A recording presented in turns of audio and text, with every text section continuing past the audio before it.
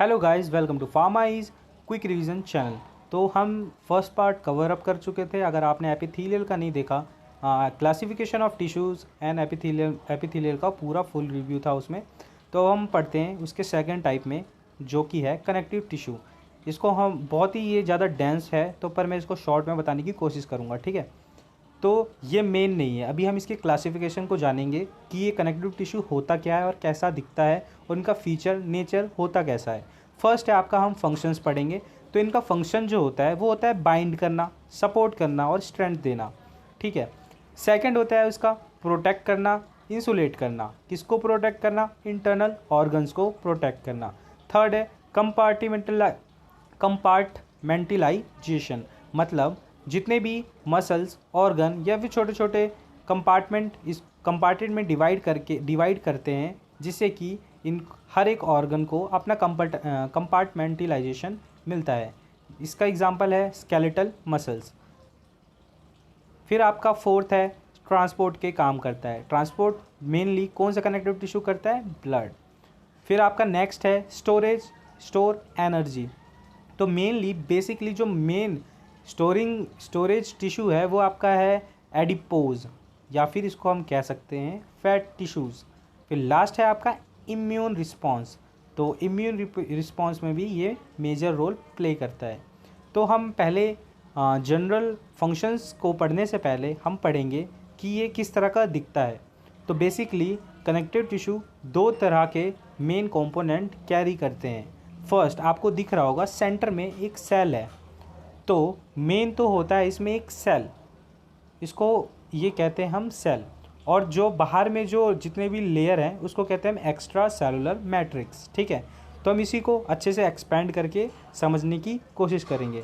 तो ये जो सेल होते हैं ये दो, देखो ये जितने भी मैट्रिक्स बन रहे हैं ये पहले मान लो कुछ नहीं था, ठीक है।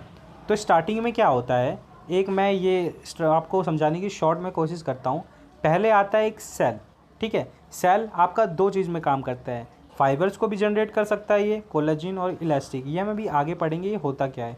और दूसरा ये पॉलीसैकेराइड को भी सीक्रेट करने का काम करता है। ये जो ग्लैंडिकुलर टिश्यू ये मैट्रिक्स में काम आता है, ये अभी भी आगे पढ़ेंगे, आप क्लियरली समझ जाओगे।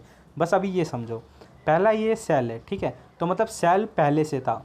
अब इसी सेल के वजह से ये सेल से ही जनरेट होता है इसका मैट्रिक्स, ठीक है, ठीक है। सेल से ही मैट्रिक्स जनरेट हुआ, तो मतलब ये पहले सेल था छोटा सा, इसी से मैट्रिक्स जनरेट हुआ। तो इसके जो अब टू एलिमेंट्स हुए हैं वो हैं आपके सेल्स और एक्स्ट्रा सेलुलर मैट्रिक्स, ठीक है। तो मैं आपको आगे बढ़ने से पहले बता दूं, आपने बस ये चार चीज़ समझ लिया तो आप पूरा कॉन्सेप्ट समझ सकते हो। कोलेजिन फाइबर क्या होते हैं? बंडल्स में होते हैं, ठीक है। और ब्रांच्ड होते हैं, आई मीन अनब्रांच्ड होते हैं, मतलब सीधे सीधे होते हैं, इनको कहते हैं हम कोलेजिन। रेक्टिकुलर फाइबर क्या होता है? ये ब्रांच्ड होते हैं एक्चुअल में। ब्रांच मतलब क्या? जैसे ये सीधा है, अगर मैं इसमें से कुछ निकाल देता हूँ इसको कहते हैं ब्रांच फाइबर। तो ये ऐसा कुछ भी दिखे वो होता है आपका रेक्टिकुलर फाइबर। थर्ड है इलास्टिन फाइबर। ये इलास्टिन फाइबर बनता कैसे? कोलेजिन रेक्टिकुलर को अगर आप मिक्स करोगे तो इन्हीं से इलास्टिन बन जाएगा। इलास्टिन जैसे मान लो एक बॉक्स है, ठीक है, मान लो ये बॉक्स है, तो ऐसे ऐसे करके पूरा जो नेटवर्क टाइप स्ट्रक्चर बनाएगा उसको कहेंगे हम इलास्टिक फाइबर। और जो आपका लास्ट है एक्स्ट्रा सेलुलर मैट्रिक्स, इसमें कुछ भी हो सकता है, तो आप इसको डॉट में रिप्रेजेंट, मतलब मैंने करा है, आप इसको डॉट से समझ सकते हो, ठीक है। अब हम मेन में आते हैं, सेल्स। अभी यहाँ सेल्स और एक्स्ट्रा सेलुलर मैट्रिक्स था, तो हम सेल्स के बारे में अच्छे से पढ़ेंगे।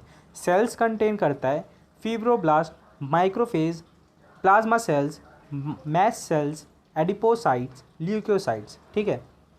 तो ये सेम इसी की तरह है जो हमने सेकंड यूनिट में पढ़ा था सेल्स के बारे।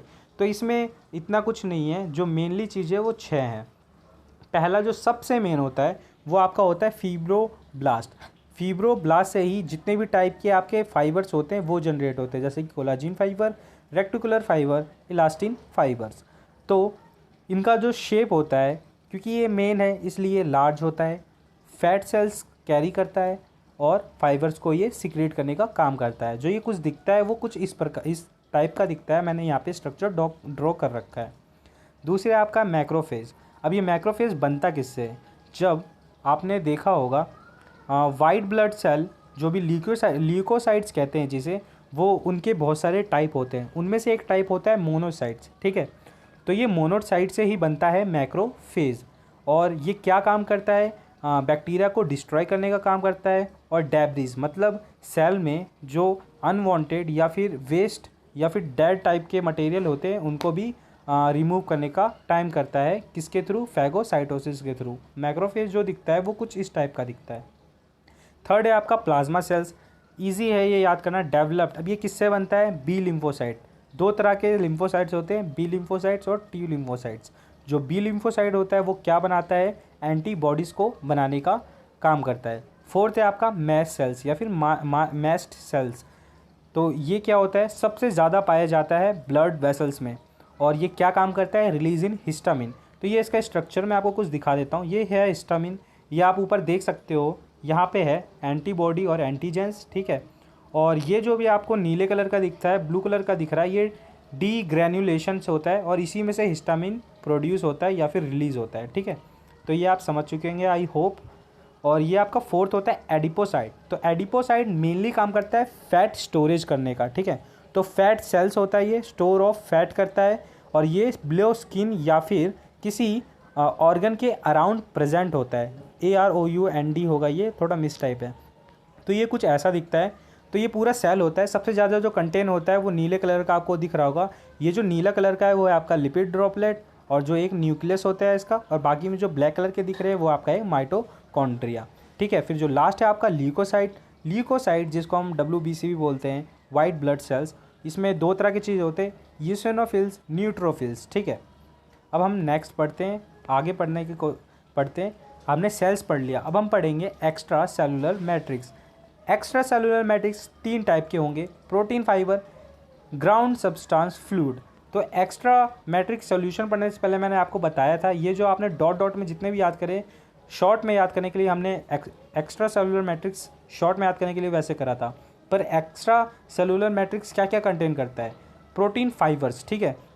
तो प्रोटीन फाइबर्स जो है वो तीन टाइप के होते हैं, मैंने अभी पीछे पढ़ाया आपको। कोलेजिन जो कि क्या होते हैं, वाइट कलर के होंगे, और टेंशन रेजिस्ट करते हैं, मतलब ज़्यादा स्ट्रेचेबल नहीं होते हैं, बहुत स्ट्रांग होते हैं, ग्लू प्रोड्यूसिंग नेचर के होते हैं, और ये अनब्रांच्ड होते हैं, इसलिए सीधा सीधा मैंने इसको रिप्रेजेंट करा है। और बंडल्स में पाए जाएंगे।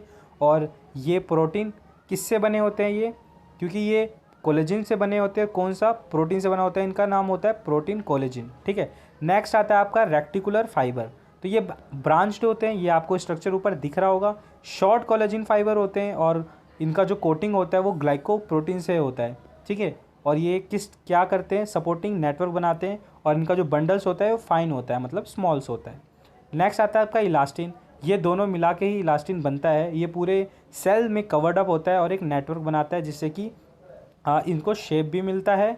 और क्या काम करता है ये, इलास्टिन नेचर का होता है, येलो कलर का होता है, ब्रांच होता है, सिंगल होता है, मतलब ये बंडल्स में नहीं पाया जाता है। और ये प्रोटीन इलास्टिन कंटेन करता है, प्लस फिब्रिन या फिर ग्लाइकोप्रोटीन कैरी करता है, ठीक है। अब ये तो हो गया आपका प्रोटीन फाइबर्स के बारे। अब हम पढ़ेंगे ग्राउंड सब्सटेंस के बारे। तो ग्राउंड सब्सटेंस क्या होता है, जो भी सेल्स के बीच में होगा, ठीक है, जो भी फाइबर सेल्स के बीच में होंगे उसे हम कहते हैं ग्राउंड सब्सटेंसेस। वो फ्लूइड भी हो सकता है, ठीक है, या तो सेमी फ्लूइड भी हो सकता है, या तो जिलेटिनियस मतलब विस्कस फॉर्म में भी हो सकता है, या तो कैल्सीफाइड मतलब कि जो आपने बोन्स में देखा होगा ये स्ट्रॉन्ग होते हैं, ऐसा भी दिख सकता है। तो ये क्या करते हैं, सपोर्ट सेल्स का काम करते हैं, बाइंड दैम टुगेदर, ठीक है। और ये स्टोर क्या करते हैं, H2O और ऑर्गेनिक सब्सटेंसेस। अब ये जो मेन पढ़ाने वाला हूँ ये याद करना बहुत बहुत ज़्यादा इंपॉर्टेंट है, इससे आप आगे का सब कुछ डाउट क्लियर हो जाएगा। तो इनऑर्गेनिक सब्सटेंसेस कौन कौन से होते हैं, दो टाइप के इनऑर्गेनिक सब्सटेंस होंगे आपके, पॉलीसैकेराइड्स, प्रोटीन, ठीक है। तो पॉलीसैकेराइड्स में जो मेन है वो है आपका हाइल्यूरोनिक एसिड। ये क्या काम करता है, सेल्स को जोड़ने का काम करता है, ठीक है। और depending on different type of tissues ये तीन तरह के कोई भी सल्फेट प्रेजेंट हो सकते हैं उनमें। तो जो पहला प्रेजेंट हो सकता है वो है आपका कॉन्ड्रोटिन सल्फेट। ये क्या काम करेगा, सपोर्ट कार्टिलेज को जोड़ने का, बोन और स्किन में ज़्यादातर ये पाया जाता है। दूसरा आपका डर्माटोन सल्फेट, ये आपने सुना होगा, बिकॉज ऑफ डर्माटोन, डर्मा आपने नाम सुना होगा तो आपको स्किन जरूर याद आएगा। तो ये कहाँ कहाँ पाया जाता है, स्किन, ब्लड वेसल, टेंडन और हार्ट वॉल्स में। फिर आपका केराटिन सल्फेट, केराटिन सुन के आपको नाम याद आएगा बोन्स, तो बोन्स, कार्टिलेज और कॉर्निया ऑफ आइज, यहाँ पे पाया जाता है आपका केराटिन सल्फेट। फिर एक जो प्रोटीन कैरी करता है वो होता है आपका एडिसिव इन नेचर, और इनका नाम होता है फिब्रोनेक्टिन। तो ये क्या काम करता है, linking of component of ground substance to another to the surface of the cell. ये प्रोटीन ये काम करता है, एडिसिव नेचर के होते हैं ये। तो आपने अगर इतना क्लियर कर लिया, बाकी का बहुत ही ज़्यादा ईजी है। अब स्टार्ट होगा कनेक्टिव टिश्यू जो मेन है इनमें। तो मेन जो कनेक्टिव टिश्यू है वो दो पार्ट में डिवाइड हुआ है, connective tissue proper, connective tissue special. तो प्रॉपर और स्पेशल में जो डिफरेंस है, प्रॉपर मतलब जो दिख रहा है उसी टाइप में आप समझ सकते हो। जो स्पेशल होता है ये दिखते तो कुछ और है पर फंक्शन कुछ और करते हैं, ठीक है। तो कनेक्टिव टिश्यू प्रॉपर में आपका दो आएगा, loose connective tissue, dense connective tissue. Loose में आपका आता है ये क्या होता है, पहले तो लूज ये समझो, इनका नाम लूज क्यों पड़ा गया, बिकॉज जैसे कि मान लो दो सेल हैं, एक सेल यहाँ पे है और एक सेल यहाँ पे है। अगर ये सेल दूर दूर है तो इनका रीज़न ये होगा, इनके बीच में जो बंडल्स होंगे फाइबर के वो ज़्यादा ही लूज़ होंगे, जिनके वजह से इनके सेल के बीच में जो गैप है वो ज़्यादा है, इसलिए इसको कहा गया है fibres are loosely attach between cells. तो इनके जो सेल होंगे वो क्लोज नहीं होंगे, ठीक है, लेस होंगे। और जो डेंस होगा, बिकॉज ऑफ डेंस कनेक्टिविटी, तो दो सेल्स के बीच में जो गैप होगा वो बहुत ही कम होगा, क्योंकि जो इनका फाइबर होगा वो ज़्यादा डेंस होगा और अटैच करने में बहुत ज़्यादा इजी होगा, इसलिए इनके जो सेल्स होंगे आपस में बहुत ज़्यादा पैक्ड होंगे, ठीक है। तो लूज आपका तीन टाइप में डिवाइडेड करा गया है, एरोलर, एडिपोज, रेक्टिकुलर, ठीक है। और जो डेंस है वो भी तीन पार्ट में डिवाइड करा है, डेंस रेगुलर, डेंस इरेगुलर और इलास्टिक, ठीक है। यह अभी सुनने में हार्ड लग रहा होगा, पर जब हम इसका क्लासिफिकेशन करेंगे आपको समझ आ जाएगा इनका नाम ऐसा क्यों रखा गया। और जो स्पेशल में आता है वो आपका आता है कार्टिलेज, बोन और लिक्विड। कार्टिलेज में आपका आता है नो ब्लड वेसल होते हैं इनमें और कोई भी नर्व्स नहीं होता है। ये तीन टाइप के होते हैं, hyaline cartilage, fibro cartilage, elastic cartilage. फिर आपका आता है बोन, ये बोन हार्ड कनेक्टिव टिश्यू होते हैं और जो इनका कंसंट्रेशन ऑफ सॉल्ट ज़्यादा होता है। किस टाइप का सॉल्ट्स, कैल्शियम कार्बोनेट का। इनके जो क्लासिफिकेशन है वो है चार टाइप के, पेरिस्टनम, कम्पैक्ट बोन, कैल्सियस या फिर स्पॉन्जी बोन्स भी कह सकते हैं हम इसे। जो फोर्थ है आपका बोन मैरो। बोन मैरो आपको पता होगा दो टाइप के होते हैं, red bone marrow, yellow bone marrow. Yellow bone marrow आपका फैटी टिश्यू मतलब फैट को स्टोरेज का काम करते हैं या फिर बनाने का काम करते हैं। रेड है आपका सेल, आरबीसी बनाने का काम करा जाता है, फीमर में होता है ये। फिर जो लास्ट है ये आपका लिक्विड है, जो कि ब्लड को हमने कहा गया है, और ब्लड क्या क्या कैरी करता है हम नेक्स्ट चैप्टर में पढ़ सकते हैं। वो है WBC, ल्यूकोसाइड और प्लेटलेट्स। WBC को हम यूरेथ्रोसाइड्स भी कहते हैं, RBC आएगा, RBC को यूरेथ्रोसाइड्स भी कहते हैं, WBC को ल्यूकोसाइड्स कहते हैं और प्लेटलेट्स। और ल्यूकोसाइड्स में क्या क्या प्रेजेंट होता है, न्यूट्रोफिल्स, इसिनोफिल्स, बेसोफिल्स, बी या फिर टी लिम्फोसाइट और मोनोसाइट्स, ठीक है। तो ये क्लासिफिकेशन पूरा हो गया। अब हम जो मेन चीज़ है वो है आपका loose connective tissue, dense connective tissue. तो हम लूज कनेक्टिव टिश्यू को हम पढ़ेंगे। तो लूज कनेक्टिव टिश्यू में पहला है आपका एरोलर लेयर, ठीक है। तो अब मान लो ये सेल है एक एरोलर सेल, तो ये क्या क्या कंटेन करते हैं, पहला फाइबर्स कंटेन करेंगे, दूसरा सेल्स के अंदर जो भी होगा मेन पार्ट वो कंटेन करेंगे, थर्ड है आपका ग्राउंड सब्सटेंसेस, जो मैंने पीछे पढ़ाया था वही है सब कुछ। तो फाइबर्स में फाइबर्स को करने से पहले हम स्टार्ट करेंगे फिब्रोब्लास्ट, क्योंकि सबसे मेन होता है सेल्स के अंदर वो होता है फिब्रोब्लास्ट, इसी से सब कुछ प्रोड्यूस होता है। तो मैंने दो फिब्रोब्लास्ट ले लिया, ठीक है, तो उसका नाम दे दिया मैंने फर्स्ट, मतलब सबसे पहले जो बनाया वो मैंने बनाया फिब्रोब्लास्ट। अब फिब्रोब्लास्ट को अटैच करने का काम कौन करेगा, कोलाजिन फाइबर। तो ये जो दिख रहा होगा आपको रेड कलर में, ये जितने भी दिख रहे हैं वो है आपका कोलाजिन फाइबर। तो ये कोलाजिन फाइबर मैंने बना दिया, ये आपको ईजी दिख गया होगा, बिकॉज ऑफ ये अनब्रांच्ड है तो ये ईजिली दिख गया होगा आपको रेड कलर में। फिर हम बनाएंगे इलास्टिन फाइबर। अब इलास्टिन फाइबर कैसा होता है, ये होते हैं ब्रांच टाइप के।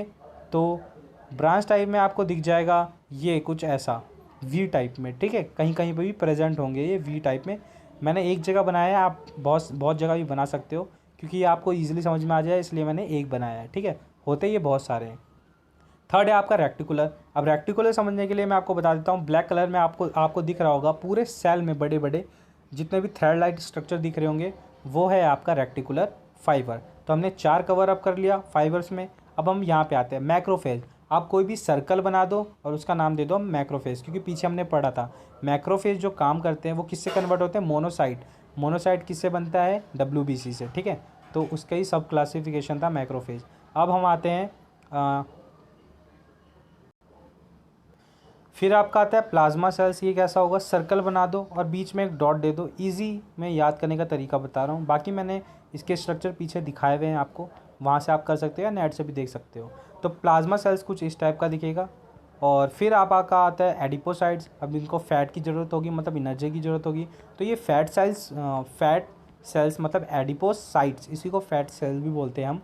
तो यहाँ पे मैंने बताया था जो इसका लिपिड ड्रॉपलेट होता है वो बड़ा होता है, न्यूक्लियस छोटा होता है, माइटोकॉन्ड्रिया भी छोटा होता है, ये होता है एडिपोसाइट। फिर आता है आपका मास्ट सेल या फिर मैस्ट सेल्स, यहाँ मैंने साइड में बना रखा है। फिर आपका आता है WBC, जिसको हम ल्यूकोसाइट्स भी बोलते हैं, मैंने पीछे इसके बारे में बताया था, वो यहाँ पे है।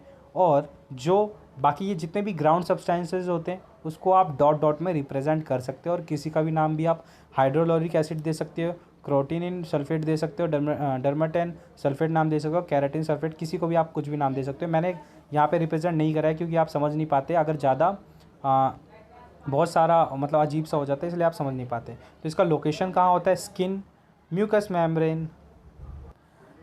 मेम्ब्रेन या फिर ब्लड वेसल के अराउंड या फिर नर्व सेल्स के अराउंड। इनका जो फंक्शन होता है स्ट्रेंथ। क्यों स्ट्रेंथ, अब जितने भी फंक्शन होते हैं वो इसके वजह से आते हैं, फाइबर्स की वजह से, ठीक है। तो कोलेजन फाइबर और इन जितने ही फाइबर है ये क्या करते हैं, स्ट्रेंथ देने का काम करते हैं because of collagen fibre. Elasticity देने का काम कौन करता है, इलास्टिक फाइबर। और सपोर्ट का काम कौन करता है, आपका रेक्टिकुलर फाइबर, ठीक है। अब हम नेक्स्ट में आते हैं, वो है हमारा एडिपोज कनेक्टिव टिश्यू। एडिपोज में क्या कंटेन करेंगे, एडिपोसाइट सेल्स कंटेन करेंगे। जो मेन होगा ये एडिपोसाइट्स होगा। तो मैंने 3 एडिपोसाइट्स बना लिए हैं, यहाँ पे आप देख सकते हो। ये जो 3 एडिपोसाइट्स है 1 2 3, और इनको मैंने बना लिया। और जो मेन होगा वो आपका फिब्रोब्लास्ट होगा, क्योंकि फिब्रोब्लास्ट से ही जितने भी फाइबर्स बनते हैं वो फिब्रोब्लास्ट से ही जनरेट होते हैं। अब because of adipocyte connective tissue है तो सबसे ज़्यादा एडिपोसाइट्स यहाँ पे होगा और फिब्रोब्लास्ट कम होगा। फिब्रोब्लास्ट कम होगा तो जितने भी फाइबर्स होंगे वो बहुत ही कम मात्रा में इसमें पाए जाएंगे। तो क्योंकि बहुत कम मात्रा में पाए जाएंगे तो मैंने इलास्टिक फाइबर्स बहुत ही कम बनाया है, मतलब 3 ही बनाया है, ठीक है। जिसके वजह से आप देख सकते हो यहाँ पे फाइबर सिक्रेटिंग सेल्स है वो बहुत ही फ्यू है, मतलब बहुत कम है। कोलेजिन और इलास्टिक फाइबर्स बहुत ही कम है, और यहाँ पे देख सकते हो आप। तो आप देख सकते हो जितने भी मैंने फाइबर्स बनाए वो बहुत लो क्वांटिटी में बनाए, मतलब बहुत ही कम मात्रा में पाए जाते हैं, बिकॉज इसका नाम ही एडिपोसाइट्स कनेक्टिव टिश्यू है, ठीक है। इसके वजह से इसमें जितने भी मेन कंपोनेंट होंगे वो एडिपोसाइट्स होंगे, मतलब जो भी सेल्स ज़्यादा मात्रा में होगा इसमें एडिपोसाइट होगा। तो अब ये यहाँ पे इसका स्ट्रक्चर है जो मैंने पीछे ही बना रखा था, पर मैंने यहाँ पे थोड़ा बड़ा बना रखा है। जो सबसे बड़ा कंटेन करेगा वो लिपिड ड्रॉपलेट, क्योंकि यहाँ पे फैट बहुत ज़्यादा स्टोरेज होता है। फिर न्यूक्लियस बहुत छोटा सा होगा और साइड में उसके माइटोकॉन्ड्रिया रिप्रेजेंट मतलब पड़े हुए होंगे, और साइड में जो भी बच गया गैप उसमें आपका होगा साइटोप्लाज्म। आपका लोकेशन ये कहाँ पे प्रेजेंट होता है, स्किन। क्यों होता है स्किन में प्रेजेंट, क्योंकि स्किन में फ़ैट आपको ईजिली दिख जाता होगा, और ये फ़ैट कहाँ पे स्टोर होते हैं आपके, वो यहीं पे स्टोर होते हैं एपिथेलियल में। तो ये कहाँ पाया जाएगा, स्किन, हार्ट या फिर अराउंड ऑफ किडनी या फिर कोई भी ऑर्गन, क्योंकि ऑर्गन को हमें चाहिए होता है शॉक एब्जॉर्बेंट हो, मतलब शॉक से बचा जा सके, और कवरिंग में काम आता है और प्रोटेक्शन में मेनली काम आता है। इसलिए भी किसी ऑर्गन के अराउंड ये पाया ही जाता है, ठीक है।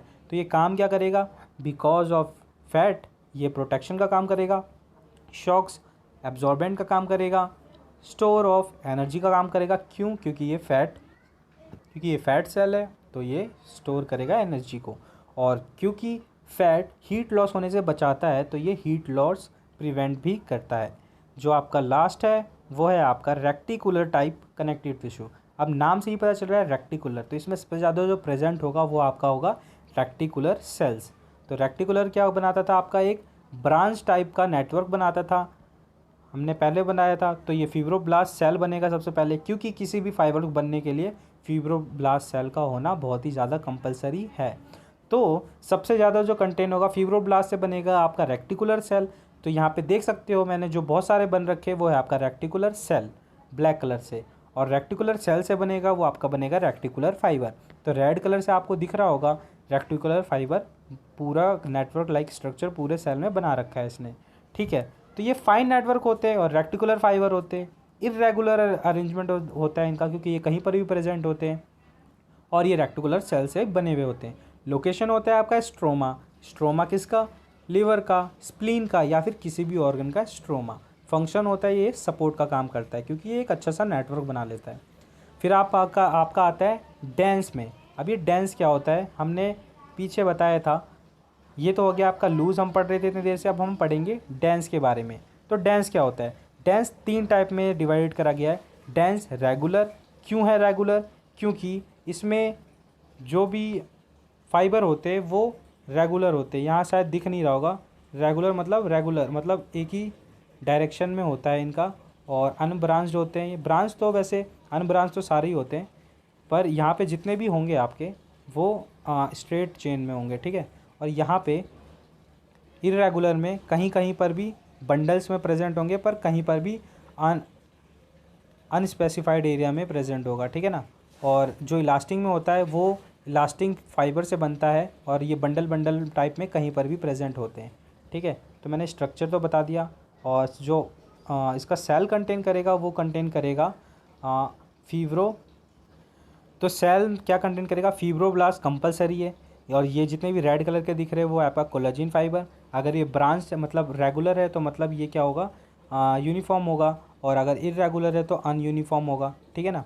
तो और इलास्टिक में इलास्टिक फाइबर प्रेजेंट होंगे, सिंपल सा। तो हम क्लासिफिकेशन पढ़ते हैं। डेंस में होगा आपका fibroblast, collagen fibres, regular arrangement होगा इनका। लोकेशन आपका टेंडेंस और लिगामेंट। टेंडेंट क्या काम करता है? Bone muscles to bone connect करने का काम करता है, और लिगामेंट क्या काम करता है आपका? बोन टू बोन कनेक्ट करने का काम करता है। इसका फंक्शन क्या होगा? अटैचमेंट करने का काम करता है। ये किसके अटैचमेंट करने का? Cell to cell. अब आता है आपका डेंस रेगुलर। ये होता है आपका फिब्रोब्लास्ट, कोलेजन, ये सेम इसी की तरह होता है, पर जो इनके अरेंजमेंट होता है वो आपका इरेगुलर होता है, मतलब यूनिफॉर्म नहीं होता है। लोकेशन इसका muscles, heart, skin, bone, cartilage. Function इसका जो होता है टेंसाइल को प्रोवाइड करता है ये, और स्ट्रेंथ के भी काम आता है ये। अब जो लास्ट है आपका इलास्टिक। इसका नाम इलास्टिक इसलिए रखा गया क्योंकि इसमें जो फाइबर यूज़ हो रहा है वो इलास्टिक फाइबर है। तो फिब्रोब्लास्ट और इलास्टिन फाइबर कैसे कनेक्ट होंगे? ये आपस में कनेक्ट होंगे, और ये एक पेयर बना के रखेंगे, गुच्छा बना के रखेंगे, ठीक है। तो इनका जो लोकेशन होता है वो आपका lung tissue, wall of arteries, bronchial tubes. Function इसका क्या होता है? स्ट्रेचिंग देने का काम करता है किसी भी ऑर्गन को, ठीक है। तो इसमें कंटेंट जो मेन होगा फिब्रोब्लास्ट, और जो भी रेड कलर का फाइबर दिख रहा है उसको कहते हैं इलास्टिक लैमिले, ठीक है। तो ये ख़त्म हो चुका है आपका कनेक्टिव टिश्यू का। और कुछ भी टॉपिक अगर बच गया है तो आप कमेंट सेक्शन में बता दो, हम और भी अगले वाले नेक्स्ट सेशन में ले आएंगे। फिलहाल वैसे कुछ नहीं बचा है, और अगर आपको डीप में पढ़ना है तो मैंने जो टॉपिक छोड़ रखे हैं वो कार्टिलेज के बारे आप थोड़ा सा और लिख सकते हो, बोन के बारे लिख सकते हो, और लिक्विड के बारे लिख सकते हो। लिक्विड मतलब ब्लड के बारे में। मैंने इसको इसलिए छोड़ दिया है क्योंकि 10 मार्क्स के हिसाब से इतना इनफ था, इसलिए मैंने इसको इतना ही पढ़ा है। सो अगर वीडियो अच्छा लगा हो तो प्लीज़ लाइक करें, सब्सक्राइब करें, और कोई भी क्यूरी हो तो कमेंट सेक्शन में ज़रूर पूछ ले। और नेक्स्ट वीडियो होने वाला है हमारा नर्वस या फिर मस्कुलर टिश्यू के ऊपर। So thank you for watching, have a nice day, bye bye.